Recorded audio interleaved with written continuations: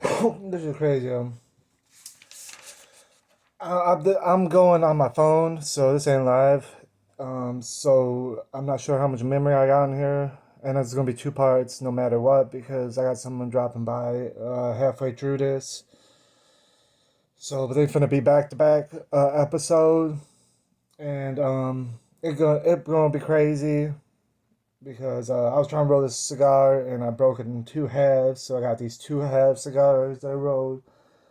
Um, I'm so suburban that I don't roll cigars or whatever, but I just want to get in those numbers. As I was in my last video, I was talking about Ten Commandments and how Ten Commandments, that's kind of arbitrary. They'd be like, oh, we only believe that's the law and the rest ain't the law.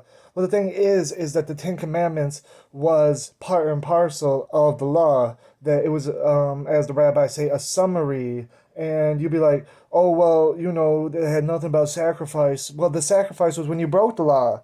So the thing is that that was part of it, and that was the sin offering, so to speak. So when you got to understand why the law came, it wasn't chronological in Exodus, but was it the golden calf breach, what have you? But if we look real close, it becomes clear that with Exodus, as my friend Josh pointed out in my last video, if you look at the comments, that was, spoke that the Lord spoke. If you look at Exodus 20, verse 1, the Lord spoke directly to Israel. And you look at all the other verses, they say to Moses. Well, you go to Hebrews 10, and I think it's verse 15. Let's see here. I'll just pull it up. Because people would be like, well, Paul added to it. He said that they were trembling at it, and therefore it was an addition by Paul that the people were fearful and trembling. But here in verse 27 it says fearful. Verse 30 it says the Lord will judge his people.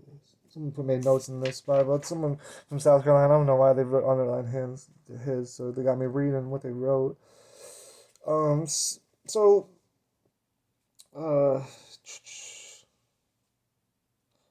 witness indeed to the Spirit. What was it? Verse 25 then. Anyway, I think it was actually Hebrews 12 rather. Hebrews 12, verse 15. Was it verse 25? I don't know. Anyways, they said he was trembling, and people be like, he wasn't. That was Paul adding because they weren't trembling, but you can look very closely in Exodus 20, and it says that they were fearful and trembling. And we can go there right now. I didn't find that other one, but I can find this one. It's a, verse 1, it said, God spoke these words saying, oh, dang. Oh, I gotta look in the Hebrew now. Actually, I'm in the Hebrew. But I'm in the English version of the JPS, and it don't say it spoke to the people. So Josh, I want to see. I'm on my phone taking a video right now. I don't want to look at my phone right now to see what it says in the Hebrew. So I'll have to get back to you on that. But it's a in verse chapter 20, verse 15 of Exodus, and the people perceived the thunderings and lightnings and the horn and the mountain smoking, and the people saw it and they trembled and stood far off. So they were scared, and people be like, "Oh, Muslims, when the angels hit them, Muhammad, he was scared, so therefore it wasn't real angels, a demon." But Luke, that's how he describes encounters with angels clearly, and but this is crazy. I mean, if you look at the smoking and the lightning and thundering and all that. That's what I was telling you about these people getting frenzied in the desert with their bronze weapons. And I mean, it was like metallurgical. This was a new metallurgical revolution, and it was a big deal just how they changed all that. They weren't, hitting people with sticks anymore. They had sharp instruments. They were sharp and hard. That's strong. So I just had so much to say, so much to say. Where do I even begin? So, as I was saying about the two main hypotheses, well, actually, there's four sources, JEPD, but the Deuteronomist, is mostly found in Deuteronomy, so we're not going to begin much into that, or the P, the priestly, as much. That might come in more in Deuteronomy too, maybe in Leviticus. I don't know, but scholars believe that most of Genesis, um, I might add my own interpretation of what they say in here. Most of Genesis and you know, uh, Joshua, even, that was the original story, but then you have this second story, the Yahwehist source, added on to it, and that would be like Numbers and Deuteronomy. And maybe there was parts of Numbers that existed before, but there were some really, really Yahwehist elements to Numbers, and it's kind of strange. The book is kind of strange, honestly. But here we are in Leviticus. I want to first open up with Leviticus 27:29. It's a uh, non-devoted that may be devoted of men shall be ransomed. He shall surely be put to death. So the devoted thing is no devoted thing that a man may devote unto the Lord of all that he hath, whether it be man or beast or the field of his possession, shall be sold or redeemed. Every devoted thing must be holy. So you can't Indian give to God, basically. I think that's what it's saying. But the reason I brought that up was because Jesus was talking about Corban, how they would, you know, and they're talking about Corban being when they would say this, you could have a place for your parents to live, but then you say no, I devoted it, and then and then therefore you're not honoring your mother or father. But a lot of people try to say that that was just from the tradition of elders, and therefore not the law. But I think it's the law. Like a lot of what Jesus said was, wrong with the Pharisees. It wasn't, as a lot of people try to twist it, into just Talmud, because I don't think y'all know that much about the Talmud. The Talmud is allegedly based on the Torah, and so therefore it would be, very. They wouldn't have things in there that were just contradictory to Torah completely, or something more than they could get away with. And so, especially that early age of the Talmud, before it was even codified, before Christianity and all that. I think that they would have been more along the lines of, they'd have traditions, but they'd be based on Torah.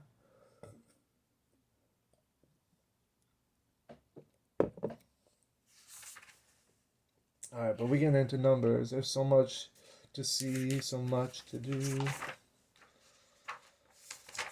It's crazy. It's really crazy. All right, first I want to look at Numbers 11:5. It's we remember the fish which were wont to eat in Egypt for naught, the cucumbers, the melons, the leeks, the onions, the garlic. And as we go up into, Numbers, what? Uh, yeah, yeah, the same chapter. You know, we see what the meat done did to them. But it's interesting that they say, we have fish to eat. We want fish. That's what we had to eat in Egypt. That's really interesting. They say they want fish because we finna see later in this chapter what happened for them wanting fish. It wasn't good what happened to them for wanting fish. And so when we roll it up to Luke 11:11, it's really interesting. You look at Luke 11:11.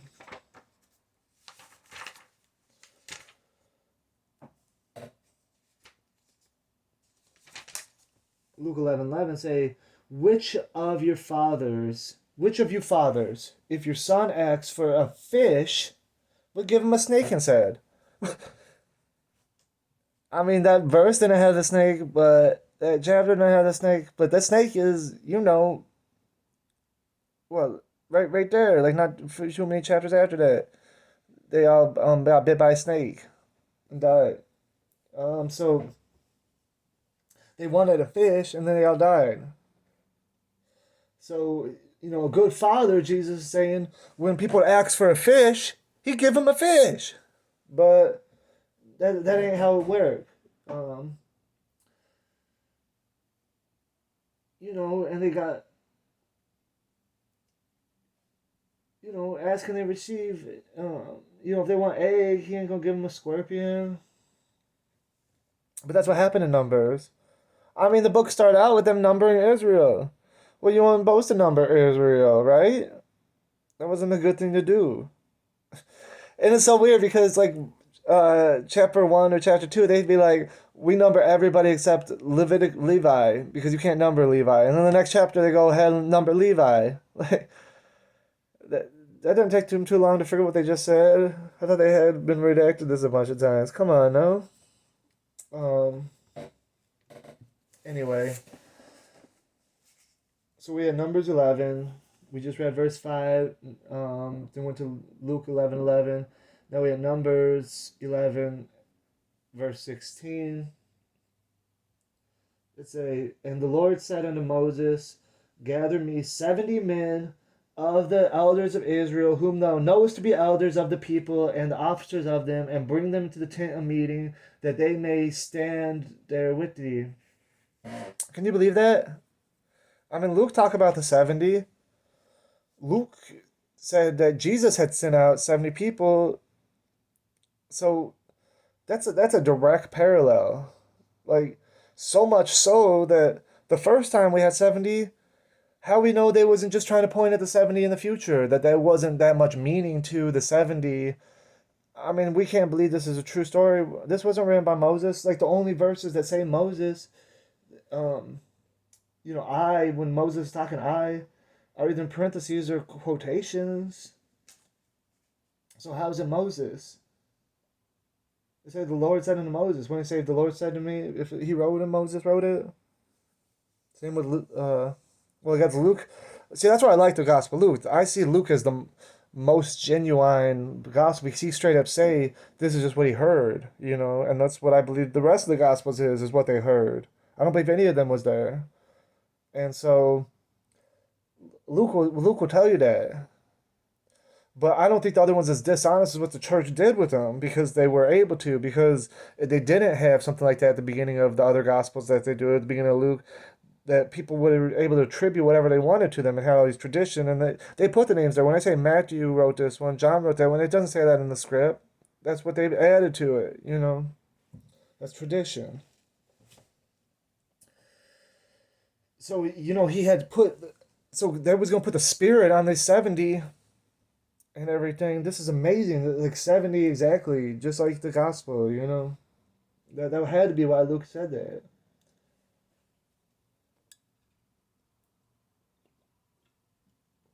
So I wanted to turn to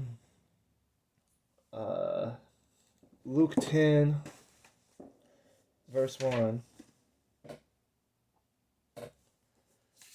Luke 10 and 1, it said, after these things the Lord appointed other 70 also, and sent them two and two before his face to every city and place whither he himself would come. So this isn't exactly how it happened with Moses. What happened with Moses was Jethro. See, this is too similar to the story with Jethro to be a completely different story. It's like a second witness. They're retelling again how it came to be, because how could it be that Moses had, when they say sin and Zin, and they got all these different places, and people try to say Horeb is Sinai and all this other craziness. Okay. They got it twisted. They got it real twisted. So, and I'm not saying that anybody can really parse out exactly which is what and where, because they went back and they said this belongs here and they added it. I mean, we can see that clearly with uh, the rebellion of Korah in chapter 16, it talks about the rebellion of these other lads that they had, and a lot of times they'll have it in parentheses. These other lads were Iberam and Eliab, which, if you go to Deuteronomy or something, it's like, or Exodus, there's the story of those two, and I can't keep up with this. It's too much. But if we go to Exodus 18, and so at the beginning of Exodus, Jethro had told him, so the reason was that it was too much for Moses to be dealing with every single judgment at every single time, that that spirit that Moses had, if they put on all these other judges, it would save Moses some time and energy, right? So if we go to Exodus 18, and honestly, I don't really like reading Exodus and Numbers and all that. I think it's really spooky. I think it's very Arabian. I used to be a Muslim, and I used to hate Paul. Now I think this is all about Paul, because what would the Old Testament be without the New Testament? The popularity of Christianity made Judaism popular. I mean, Judaism existed before them. I'm not saying that, but the fact that there's billions of Christians makes these millions of Jewish people exist, because it would just died out like Zoroastrianism or whatever. Other than the Christians, having the book and telling it, and it's almost like begs the question, who are these people? And then these people that hated Christianity wanted to be that, so that's maybe what it is. So if we look at chapter 18, verse 16, it says, "When they have a matter, it cometh unto me, and I judge between man and his neighbor, and I make them know the statutes of God and his laws." And Moses' father-in-law had said to him, "The thing that thou doest is good. Thou wilt surely wear away both thou and his people." So I already explained that. I don't really need to get into it. So that's a completely kind of different story, because Jethro's not in this story of Numbers. In fact, it's later on, where his like grandson is there, Hobab, Jobab, and Hobab. I guess Hobab is Job. So the rabbis say, it's the book of Job. That's Hobab, and in the Numbers. And then that makes it incredibly, maybe even influenced by the priestly source, where Hobab didn't go with them, and the priestly source would have added where we see the spies. The spies, when you look at the spies, you see that my man Caleb was from Judah. That's not true. Caleb was a Kenizzite. I mean, he might have grafted into Judah, but the Kenizzites, that's what I'm saying. That's Jethro. That's Jethro and them. That's that desert area to the southeast. And Midia, like Medina and all that. Um, that's what it is. So Numbers, when they say Caleb's, Judah, that's something like Ezra would have done. He would have been like, well, only Jewish is saved, so he couldn't have been, from another tribe or another nation. So we was just in Exodus. Okay, I guess I had something else I want to show you on Exodus 18. It was just in Exodus 18. Exodus 18, verse 7. Okay, and Moses went to meet his father-in-law and bowed down and kissed him, and they asked each other of their welfare, and they came into the tent. So Moses loved his uncle, and actually, I believe that Moses' uncle is where he learned his religious aspects. Except for from the burning bush and all that. But he was raised in Egypt.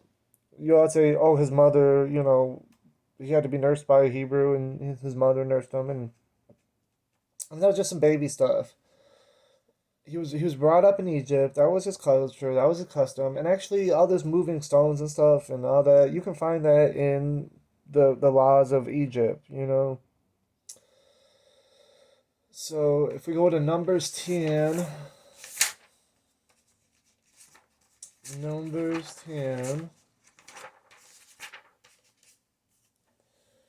verse 30, it's a and Moses said verse 29, and Moses said to Hobab, that's Job, as in the book of Job, straight up. And Moses had to Hobab, the son of Raul, or Ragal, or Ragu, or whatever they call him, which is the friend of God, like Abraham. This Raul is a son of Abraham, and this is Hebrew for everyone's trying to slow down the process. They'll be like, no, he wasn't a son, he was his grandson. You don't understand Hebrew, so stop trying to slow us down. That's what son mean, and father and all that, because they don't have different words for grandson and grandfather. Okay? So, we'll get everybody up to speed eventually. You'll all get it eventually, okay? Um, we are journeying, oh yeah, so I want y'all, if y'all don't know about Hobab and all them, and Hobab's mentioned in Judges, so he didn't leave as much as Ezra would like to think he did. But if you go back to my video about the Rechabites and all them, that's the same people. Abraham had a son, Midian or whatever, and he had a son, Raul. There's a bunch of generations in between, and then his son Hobab, who's Job, and maybe it was his brother or whatever. And there's descendants of Joab or whatever, the armor bearer. I don't even remember. It's been a while, but in the books of Samuel's and all that, where he had been a friend of Amnon, and he had told Amnon what to do to his sister Tamar, and he had quit drinking. He was so filled with guilt and everything, he had quit drinking. And when he had quit drinking, it became so much part of his life that every single one of his descendants didn't drink. And it became so much so that it became a law, a rule that they had to live by, their whole nation. Well, here Jeremiah compared them to the Israelites, where this is Jeremiah 25, I believe, where the Rechabites did do what their father had told them and commanded them, where the Israelites didn't do. So there's this distinction being made. And that's just an interesting thing that people don't ever go through, this whole list of all the way from Abraham all the way down to the Rechabites. That's super interesting. But nobody ever looks at that. Nobody ever looks at that. There's 70 elders in Exodus. In Numbers chapter 11. So it's verse 30, and he said unto him, I will not go, but I will depart to my own land and to my kindred. That's that Ezra kind of stuff right there, I was telling you. Just like he's talking about how the Samaritans was against them and all this, but honestly, even Ezra himself said that they was trying to make a deal with him, but Ezra or Zerubbabel was like, no, we don't want you there. Yeah, that part. So, back to chapter 11, verse 25. And the Lord came down in a cloud. Y'all be thinking clouds is like, a rain cloud or something. And when Jesus comes, he's going to be riding on a rain cloud. So, but that's just trying to tell you that, directionally maybe, but especially typologically, that cloud is what a Hebrew would associate as God, and that would be from burning all this sulfur or whatever, or whatever they did to make bronze, or maybe not, but whatever it was, that was their idea of God. That was when they thought God, that was the cloud. I mean, 1 Kings 8.